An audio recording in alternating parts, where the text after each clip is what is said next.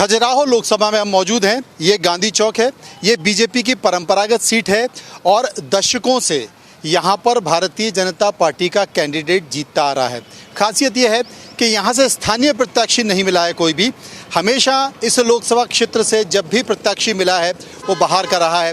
यहाँ से उमा भारती भी सांसद रही हैं। फिलहाल बीडी शर्मा सांसद रहे हैं। बीडी शर्मा 2 बार के सांसद हैं। दूसरी बार उनको टिकट यहाँ पर मिला है। वो प्रदेश अध्यक्ष भी हैं। ये मैं खास इस चौराहे पर इसलिए आपको लेकर आया हूँ क्योंकि जनता क्या कहती है। ये वो इलाका है और जहाँ पर कि एक लस्सी की दुकान है और नाम है कड़ा लस्सी। कड़ा लस्सी पीने के लिए लोग दोपहर में ज़रूर आते हैं जिससे उनका मन और मस्तिष्क ठंडा हो पाए। वो पूरा इलाका मैं आपको दिखाऊंगा और उस बातचीत के साथ साथ मैं आपको वो चर्चा भी दिखाऊंगा कि आखिर इस लोकसभा के लोग क्या कहते हैं। सबसे पहले मैं कड़ा लस्सी की तस्वीर आपको दिखा देता हूँ। और यहाँ पर देखिए, ये है कड़ा लस्सी।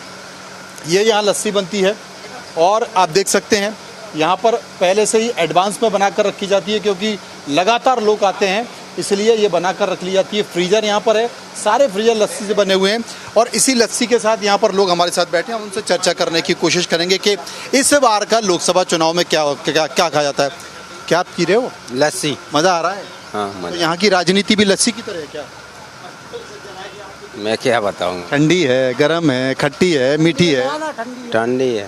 ठंडी है, सब ठंडा। एक तरफा चुनाव है, ये बड़ी बात है। कह रहे हैं कि साहब एक तरफा चुनाव है, कोई कैंडिडेट है ही नहीं सामने लड़ने वाला।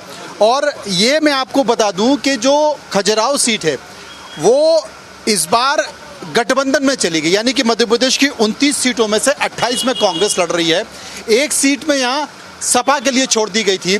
सपा ने अपना कैंडिडेट को घोषणा किया, मीरा यादव को, और मज़ेदार बात है कि उनका फॉर्म रिजेक्ट हो गया। अब कहा जा रहा है कि साहब फॉर्म में कुछ जानबूझ के कमियां छोड़ दी गई थी इसलिए रिजेक्ट हो गया। तमाम सारे लोग हैं, पूछने की कोशिश करेंगे।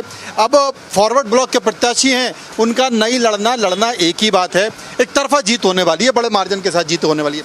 इस बार का चुनाव क्या कहता है? इस बार का चुनाव कहता है एक तो हमारे पूरे देश में 400 पार। अच्छा, हो जाएंगी भाजपा की 400 पार सीटें आएंगी। लस्सी पिलाएंगे फिर? लस्सी हम आपको अभी पिलाएंगे और 400 पार के बाद फिर पिलाएंगे। तो 404 पीनी पड़ेंगे तो साहब 400 पिला देंगे, है ना। और कांग्रेस का सुपड़ा साफ होने वाला है। अच्छा, बिल्कुल। ये कांग्रेस का सुपड़ा साफ तो हो गया। पहले कैंडिडेट दिया नहीं उन्होंने और जिसको गठबंधन ने दिया वो भी भाग गया। वो तो डर के मारे भाग गया। अच्छा। उसको नाम बड़ा था। उनने कहा कि कहीं ऐसा नहीं कि जो है हमको सिर्फ 1500 वोट पे निपट जाए हम और वो 10-15 लाख की उनकी जीत हो जाए तो हमारा बड़ा नाम भी खराब हो जाएगा, इसलिए वो मैदान छोड़ के भाग गए। आप क्या कहते हैं इस बार की लोकसभा? एक तरफा है चुनाव।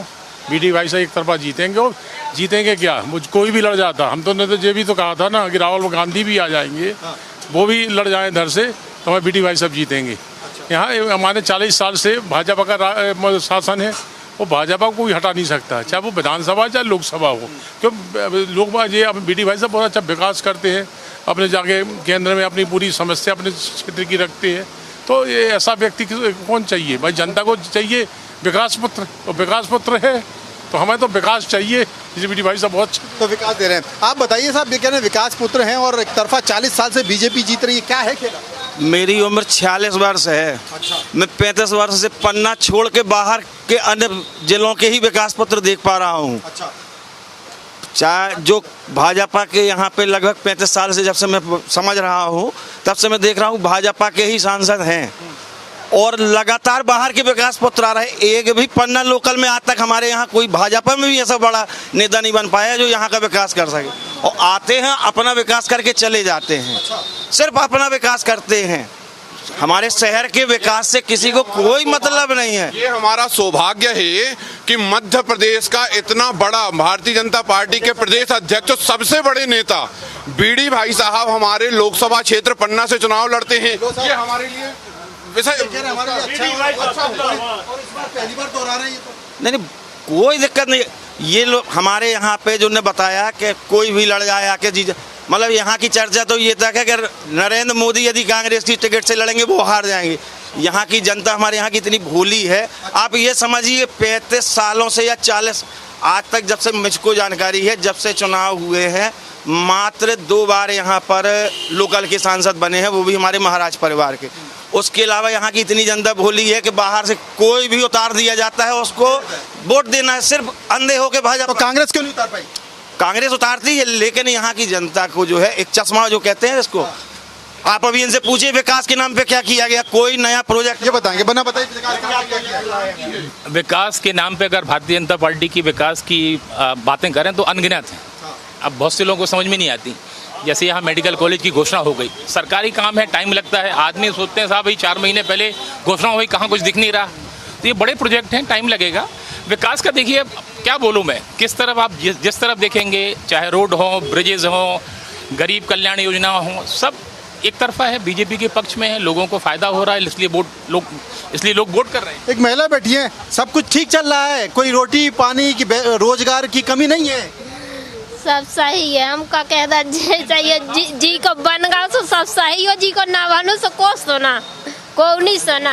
हमारे तो सब में ज्यादा तकलीफ है, सब कछु की को नहीं सोना। तकलीफ कौन कौन सी बताओ ना हमारे तो देखो कछु जैसे इतना सुनाई भाई थी, लेटरिन बाथरूम की सब कितना पैसा ले जा 10-50 हर बेल, न राशन कार्ड की न घर में है, लेकिन कुछ नहीं बन रहा हो हमारे लोग। कुछ नहीं बनना। कौन सा गांव है? ब्रज पर गहरा। अच्छा, न पानी की व्यवस्था न कछु की, टंकियां पक्की बनवाओ थे, जो आ जाए तो आ जाए, नहीं तो का वो ही नहीं आए। ये बड़ी परेशानी तो साहब, बहुत सारे लोग कह रहे हैं कि साहब परेशानी है। और देखिए ये पन्ना जिला तो है, लेकिन पन्ना जिला हीरा भी निकलता है, लेकिन बेरोजगारी बहुत है। यहाँ पर उस तरीके से विकास हुआ वो नहीं हो पाया। नहीं, विकास हुआ है और कृषि महाविद्यालय पन्ना में खुला है, अभी माननीय सांसद जी द्वारा खोला गया है।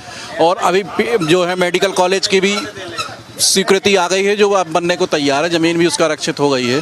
इसलिए सरकार द्वारा तो बहुत विकास के कार्य किए जा रहे हैं, चाहे रोड का मामला हो, चाहे पानी का मामला हो। जैसे पानी की बात है तो गांव-गांव तक पानी पहुंचाने की। अच्छा साहब, मुझे नथुलाल जैसी और चश्मा करमचंद जैसा, क्या कहेंगे? हम तो यही कहेंगे 400 पार फिर से मोदी सरकार। अच्छा, आप बताइए। जी बिल्कुल, भारतीय जनता पार्टी का एक तरफा माहौल है। कहाँ भाग रहे हो भाई? और अरे आप तो गठबंधन के प्रत्याशी की तरह हरकतें करने लगे हो। मौका आया नहीं कि भाग गए?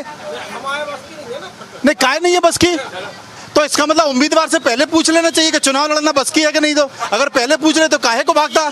आइए आइए आइए आइए आइए। क्या बस की नहीं है बताइए, आपके बस की क्या नहीं है? अरे जो हमारे बस को नहीं है नेतागिरी। अच्छा। एक से हम भागा रहे थे दूर। अच्छा हाँ, तो हम नेतागिरी थोड़ी करवा रहे हैं, हम तो पूछ रहे हैं कि का है रहो है, हम तो पूछ रहे हैं कि का चुनाव में का है। हमें कोई लेना पाना नहीं है चुनाव से ही मतलब नहीं। हाँ, हम अपना काम देख रहे हैं जो ना आज है।